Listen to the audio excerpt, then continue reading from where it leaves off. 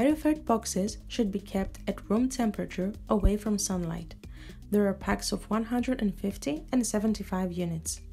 Each box contains one prefilled syringe with a solvent, one vial of powder, one big needle for mixing, one smaller needle for the injection. You will need to combine properly the packs in order to achieve the daily dose that is instructed by your clinic. For instance, if you are instructed to perform 300 units daily, you will need to use 2 sets of Meriofert 150 by mixing 2 vials of powder with 1 solvent. For each dose, you will be left with 1 solvent. In order to prepare 1 injection of 300 units, you take the prefilled syringe and remove the cap. Then you place the big needle on the syringe and you take off the protective cap of the needle. You take the vial of powder and remove the green lid. You inject the solvent into the vial in order to dissolve the powder. Do not shake roughly the vial.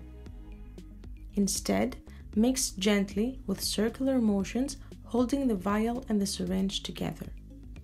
Once the powder is fully dissolved, draw up the solution back to the syringe. If you can manage to draw all the liquid, try flipping the vial upside down with the needle being fairly low. Next, you will inject the solution to a second vial of powder in the exact same way.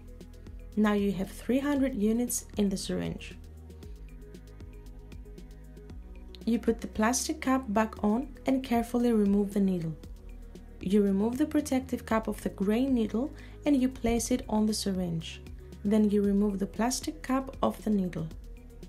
You hold the syringe with the needle facing up and you gently push the plunger in until a small drop is formed at the top. These injections are always performed in the evening. You can choose a convenient time between 8 p.m. and midnight.